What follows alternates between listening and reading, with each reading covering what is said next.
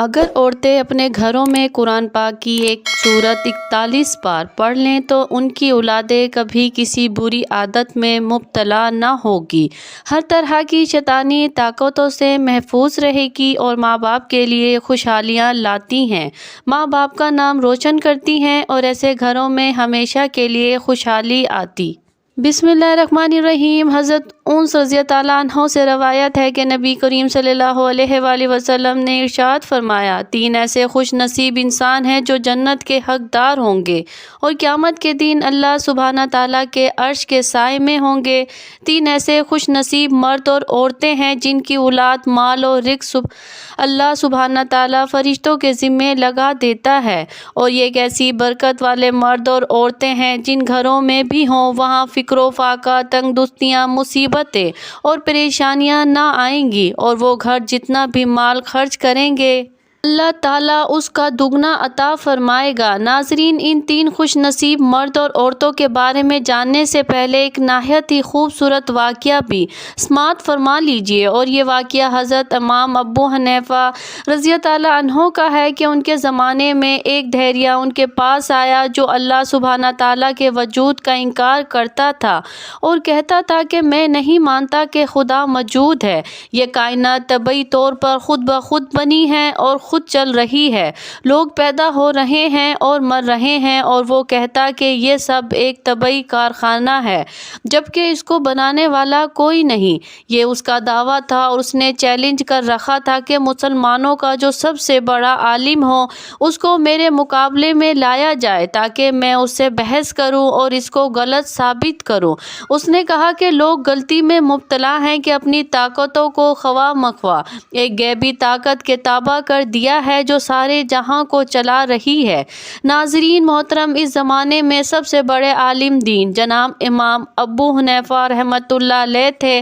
مہدی نے امام صاحب کے پاس ایک آدمی بھیجا اور پیغام دیا کہ امام صاحب تشریف لے کر آئیں اور اس دھیریہ سے بحث کریں۔ رات کا وقت تھا کہ رات کو ہی خلیفہ وقت کا دربار لگا ہوا تھا اور اس کو سمجھا کر سیدھے راستے پر لے کر آئے۔ چنانچہ آپ رحمۃ اللہ علیہ اس آدمی کے ساتھ روانہ ہوئے۔ بغداد میں ایک بہت بڑا دریا ہے جسے دریائے دجلہ کہتے ہیں، اس کے ایک جانب شاہی محلات تھے جبکہ دوسری جانب شہر تھا۔ امام ابو حنیفہ شہر میں رہتے تھے اور دریا پار کر کے انہیں وہاں جانا پڑا۔ امام صاحب کافی دیر سے دربار میں پہنچے تو اس دوران دھیریہ نے اپنا فتنہ برپا کیا ہوا تھا۔ اس نے خلیفہ سے کہا، مجھے لگتا ہے کہ امام صاحب نہیں آئیں گے کیونکہ انہیں اندازہ ہو چکا ہوگا کہ کوئی بہت بڑا فلسفی دربار میں آیا بیٹھا ہے اور وہ اس سے نمٹ نہیں سکیں گے، لہٰذا مزید انتظار کرنے کی بجائے تسلیم کر لینا چاہیے کہ میرا فلسفہ ہی سچ ہے اور خدا کا کوئی وجود نہیں ہے۔ اس طرح سے وہ دھیریہ دربار میں بیٹھا شیخیہ بگاڑ رہا تھا۔ جب رات کے وقت 1 بجے کا وقت ہوا تو امام صاحب دربار میں حاضر ہوئے اور ایک صدا لگانے والے نے آواز دی کہ امام صاحب آ گئے ہیں۔ امام صاحب دربار میں پہنچے تو خلیفہ وقت وہاں موجود تھا، اس کے تمام وزراء بھی اس کے ہمراہ موجود تھے، جبکہ وہ دھیریہ بھی وہیں بیٹھا مناظرے سے قبل اپنی کامیابی پر مسکرا رہا تھا۔ امام صاحب کو دیکھتے ہی تمام درباری اٹھ کھڑے ہوئے اور امام صاحب کا استقبال کیا۔ خلیفہ نے پوچھا کہ آپ اتنی دیر سے کیوں تشریف لائے ہیں؟ شام کے وقت آپ کے پاس قاصد بھیجا تھا جبکہ اس وقت رات کا 1 بج چکا تھا، اتنی تاخیر کی آخر کیا وجہ ہے؟ یہ ایک شاہی حکم تھا جس کی تعمیل جلد سے جلد ہونی چاہیے تھی۔ یہ سن کر امام صاحب رحمۃ اللہ علیہ نے فرمایا، میرے ساتھ ایک عجیب واقعہ پیش آیا جس کے سبب مجھے تاخیر کا سامنا ہوا۔ زندگی بھر میں نے ایسا واقعہ پہلے کبھی نہیں دیکھا تھا۔ درباری یہ سن کر امام صاحب کے چہرے کی جانب متوجہ ہو گئے کہ آخر کیا واقعہ پیش آیا تھا، تو آپ نے کہا، جب میں شاہی محل آنے کے لیے گھر سے نکلا تو مجھے دریا پر کوئی کشتی نظر نہ آئی، گھوپ اندھیرا تھا اور دور دور تک کوئی بندہ نظر نہیں آ رہا تھا۔ میں حیران اور پریشان کھڑا تھا کہ اب میں دریا کو کس طرح سے پار کروں۔ پھر اچانک میں نے دیکھا کہ دریا کے اندر سے لکڑی کے بنے ہوئے شاندار تختے نمودار ہونا شروع ہوئے اور ایک دن وقت کے بعد ایک نکلتے چلے گئے۔ میں حیران ہوا اور سوچنے لگا کہ دریا سے مچھلی نکل سکتی ہے، موتی وغیرہ نکل سکتے ہیں، لیکن یہ بنے بنائے تختے کہاں سے نکل سکتے ہیں؟ ابھی میں اسی حیرت میں تھا کہ اس سے بھی عجیب واقعہ پیش آیا۔ وہ تختے خود بخود آپس میں جڑنا شروع ہو گئے اور دیکھتے ہی دیکھتے کشتی کی شکل اختیار کر لی۔ میں حیران تھا کہ آخر یہ کشتی کس طرح سے بن گئی اور ان تختوں کو کون جوڑ رہا ہے۔ میں دیکھ رہا تھا کہ وہ تختے اوپر نیچے خود بخود ایک دوسرے سے جڑتے چلے جا رہے تھے کہ اسی دوران دریا میں سے لوہے کی کیلیں نکلنا شروع ہوئی اور خود بخود تختوں کے اوپر وہ کیلیں نہایت ہی خوبصورت ترتیب سے لگنے لگی۔ میں نے دیکھا کہ تختوں کے درمیان درزیں تھی جن سے دریا کا پانی اندر داخل ہو سکتا تھا، لیکن اچانک دریا کے اندر سے خود بخود ایک روغن نکلا اور کشتی کے اندر ان درزوں میں خود بخود بھرنا شروع ہو گیا۔ میں یہ سب دیکھ کر شدید حیرت میں مبتلا تھا کہ اتنی دیر میں وہ کشتی خود بخود میری جانب بڑھنے لگی، گویا مجھے اپنے اندر سوار کرنا چاہتی ہو۔ میں اس کشتی کے اندر سوار ہو گیا اور وہ کشتی بغیر کسی ملاح کے مجھے اپنے ساتھ لیے شاہی محلوں کی جانب رواں دواں ہو گئی۔ میں حیران تھا کہ کشتی شاہی محل کے قریب کنارے پر پہنچ گئی اور جھک کر وہاں کھڑی ہو گئی، لہٰذا میں اس کشتی میں سے باہر اترا اور پھر میرے دیکھتے ہی دیکھتے وہ کشتی وہاں سے غائب ہو گئی۔ گھنٹہ بھر پہلے کنارے پر اور گھنٹہ بھر اس کنارے پر یہ سارا معاملہ دیکھتا رہا اور سوچتا رہا کہ آخر یہ سب کیسے ہو رہا ہے۔ اسی وجہ سے میں دربار میں دیر سے پہنچا ہوں اور دیر سے پہنچنے پر میں امیر المومنین سے معافی کا طلبگار ہوں۔ دہریہ جو قریب ہی کھڑا تھا یہ تمام واقعہ سن رہا تھا، بولا کہ امام صاحب، میں نے تو سن رکھا تھا کہ آپ دین اسلام کے بہت بڑے عالم ہیں اور نہایت ہی قابل انسان ہیں، لیکن آپ تو بچوں جیسی باتیں کر رہے ہیں۔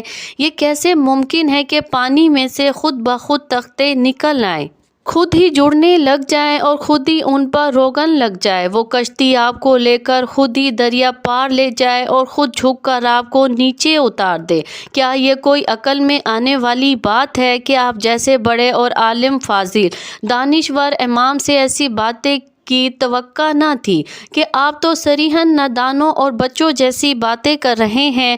دہریہ کی یہ بات سن کر امام صاحب نے فرمایا، کیا میری بات آپ کو بیوقوفوں والی لگتی ہے کہ کشتی تو خود بخود بن نہ سکے، اس کے تختے تو خود بخود جڑ نہ سکے، اس میں میخیں خود بخود ٹھک نہ سکے، اس پر خود بخود روغن چڑھ نہ سکے اور خود بخود بغیر کسی ملاح کے ایک کشتی تو چل نہ سکے؟ تو آپ خود فرمائیے کہ اتنی بڑی کائنات، جس کی چھت پر آسمان ہے، جس کا فرش زمین کا ہے، جس کی فضا میں لاکھوں جانور اڑ رہے ہیں، جس کے سمندروں میں لاکھوں جانور تیر رہے ہیں، تو بتائیے کہ یہ تمام کائنات خود بخود کیسے بن گئی اور خود بخود کیسے چل رہی ہے؟ آپ نے جو بات کہی اور جو دعویٰ آپ نے کیا ہے، کیا وہ عقل میں آنے والی بات ہے؟ ایک معمولی سی کشتی تو بغیر کسی بنانے والے کے بن نہیں سکتی، تو اتنا بڑا جہان بغیر کسی بنانے اور چلانے والے کے کیسے بن سکتا ہے؟ تو بتائیے کہ آپ بڑے بیوقوف ہیں یا میں بڑا بیوقوف ہوں؟ آپ کی باتیں بچوں جیسی ہیں یا میری باتیں بچوں جیسی ہیں؟ آپ کم عقل ہو یا میں کم عقل ہوں؟ اللہ اکبر کبیرہ۔ امام صاحب کی یہ دانش مندانہ گفتگو سن کر وہ دہریہ سکتے میں آ گیا اور اسی دربار میں بیٹھے بیٹھے اس نے اسلام قبول کر لیا۔ اس میں کچھ شک نہیں کہ اللہ کی مرضی اور منشا اور اجازت کے بغیر ایک پتا بھی نہیں ہل سکتا۔ حضرت انس رضی اللہ عنہ روایت بیان کرتے ہیں کہ نبی کریم صلی اللہ علیہ وآلہ وسلم نے ارشاد فرمایا کہ 3 مرد اور 3 عورتیں خوش نصیب ہیں، اور یہ ایسے لوگ ہیں جو قیامت کے دن اللہ کے عرش کے سائے میں ہوں گے۔ جس گھر میں بھی ایسے مرد اور عورتیں ہوں گی، اس گھر پر اللہ کی خاص رحمتیں نازل ہوتی ہیں۔ ایسے گھروں پر دن رات اللہ کی نعمتیں بارش بن کر برستی ہیں۔ پہلی وہ خاتون جس کا شوہر اپنے بچوں کو چھوڑ کر خالق حقیقی سے جا ملا ہو، اور وہ خاتون تنہا بچوں کی دیکھ بھال اور پرورش کرتی ہو اور اپنی عزت و ناموس کی بھی حفاظت کرتی ہو، اللہ سبحانہ تعالیٰ کا ہر وقت شکر ادا کرتی ہو۔ دوسری وہ خاتون جو صلہ رحمی کرنے والی ہو کہ اس عمل سے اس کی زندگی میں بھی خیر و برکت ہوتی ہے اور اس کی روزی میں بھی بے پناہ اضافہ ہوتا ہے۔ مرنے کے بعد ایسی خاتون کی قبر میں وسط پیدا کر دی جاتی ہے۔ ایسی خاتون کی اولادوں پر اللہ سبحانہ تعالیٰ اپنا حفظ و امان برقرار رکھتا ہے، اور قیامت کے دن ایسی عورتیں اور مرد اللہ کے عرش کے سائے میں ہوں گے۔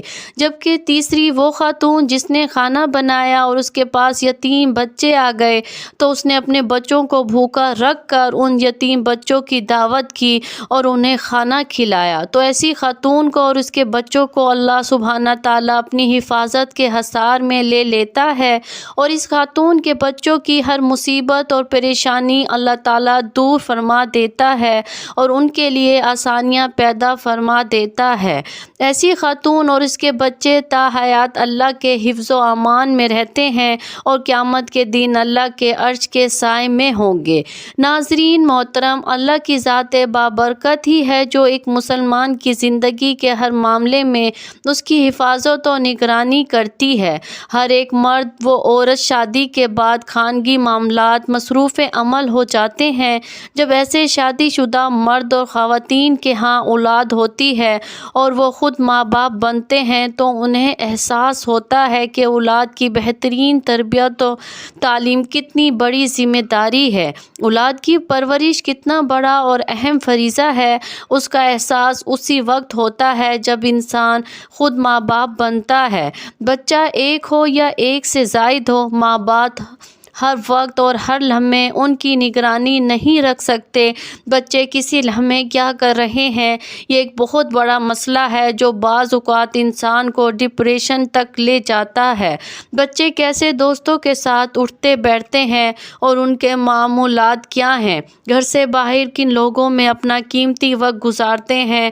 تو محترم ناظرین، امام ابو حنیفہ رحمۃ اللہ علیہ کا پورا واقعہ بیان کرنے کا مقصد یہ ہے کہ ایک مسلمان کا یہ ایمان ہے کہ وہ اس کی اولادیں ہر وقت ہر لمحہ اللہ کے رحم و کرم پر ہیں۔ اللہ ہی ہے جو ہر انسان کے تمام معاملات کو ہر وقت دیکھ رہا ہے اور انسانوں کے لیے کامیابی کے مواقع بنا رہا ہے، یا پھر انسانوں کو ان کی غفلت کے سبب ناکامی کی دلدل میں دھکیل رہا ہے۔ لہٰذا جو ماں باپ بچپن سے ہی اپنی اولاد کی تربیت اس طریقے سے کرتے ہیں کہ ان کے دل میں اللہ کا خوف بٹھاتے ہیں اور ان کے ذہنوں میں یہ بات بٹھاتے ہیں کہ ہر وقت اور ہر جگہ پر اللہ کی ذات واحد لا شریک ہے، اور وہ ہم سب کو ہر وقت ہر لمحہ دیکھ رہی ہے کہ ہم اپنا قیمتی وقت کون سی مصروفیات میں گزار رہے ہیں، اور یہ بات اپنے بچوں کے ذہن میں روز اول سے ہی بٹھا دیتے ہیں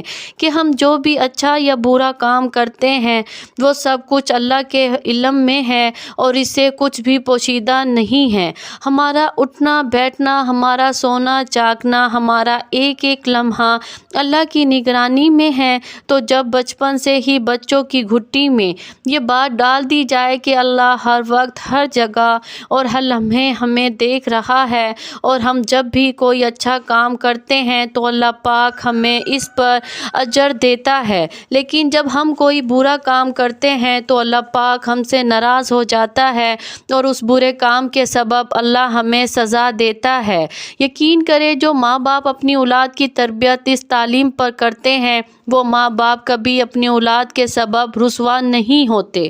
ان کی اولادیں ہمیشہ ان کے لیے خوشی اور مسرت اور شادمانی کا سبب بنتی ہیں۔ اولادیں ایسے ماں باپ کا نام روشن کرتی ہیں اور اس کے ساتھ ساتھ اپنے لیے اور اپنے والدین کے لیے حصول جنت کا بہت بڑا سبب بن جاتی ہیں۔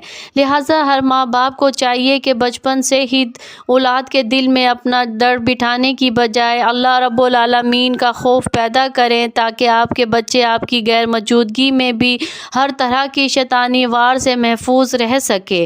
ناظرین محترم، زندگی کے ہر معاملے میں قرآن سے بڑی شفا کوئی اور ہو ہی نہیں سکتی۔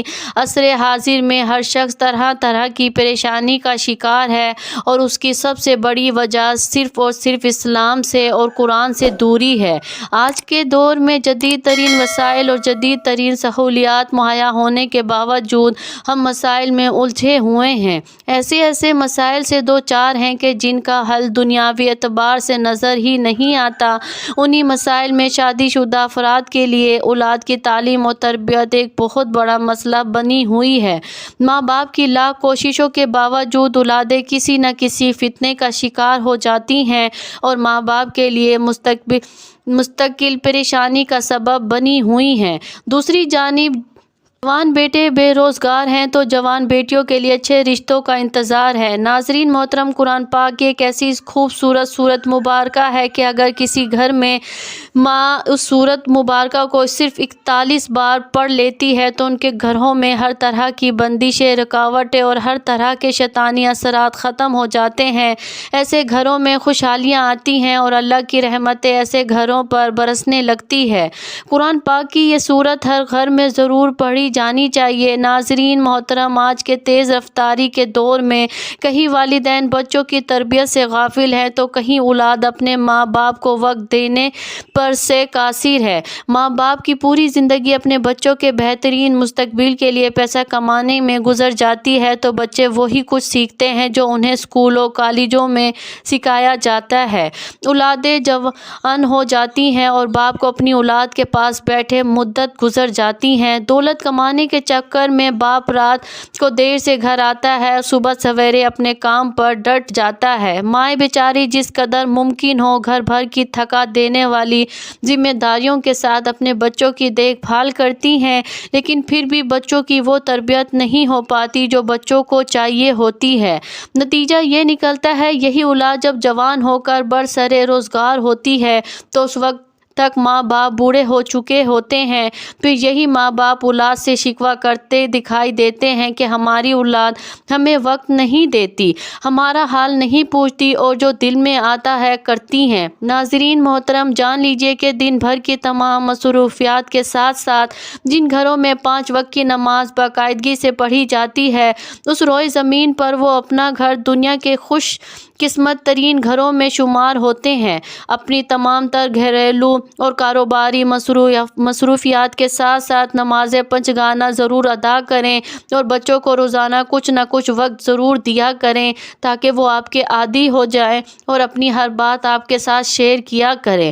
بچوں کی دنیاوی تعلیم کے ساتھ ساتھ دینی تعلیم پر بھی بھرپور توجہ دیں تاکہ بچے جوان ہونے کے ساتھ ساتھ ایک اچھے انسان اور ایک اچھے مسلمان بھی بن سکیں۔ اپنے گھروں میں اسلامی ماحول بنائیں، قرآن پاک کی تلاوت کی عادت اپنائیں اور روزانہ اپنے گھروں میں کم سے کم 41 مرتبہ سورۃ فاتحہ کی تلاوت ضرور کیا کریں، کیونکہ سورۃ فاتحہ قرآن پاک کا نچوڑ ہے۔ اس کی بہت بڑی فضیلتیں بیان کی گئی ہیں، جن میں سے ایک یہ بھی ہے کہ جن گھروں میں سورۃ فاتحہ کی 41 بار تلاوت کی جائے ان گھروں میں کسی قسم کی کوئی شیطانی بیماری جنم نہیں لیتی۔ ایسے گھروں کے بچے اور خود ماں باپ ہر طرح کی مصیبتوں اور پریشانیوں سے محفوظ رہتے ہیں۔ گھر میں کوئی بیمار ہے، کوئی پریشانی چل رہی ہے، کوئی فرد ایسا ہے جو غصے کا بہت تیز ہے اور بات بات پہ لڑائی جھگڑے کرتا ہے، 41 بار سورۃ فاتحہ پڑھ کر پانی پر دم کر لیں اور اس پانی کو گھر میں عام پینے کے پانی میں شامل کر دیا کریں۔ گھر کے تمام افراد یہ پانی استعمال کریں، انشاءاللہ ہر طرح کی جسمانی، روحانی اور اخلاقی بیماریاں گھر سے جاتی رہیں گی۔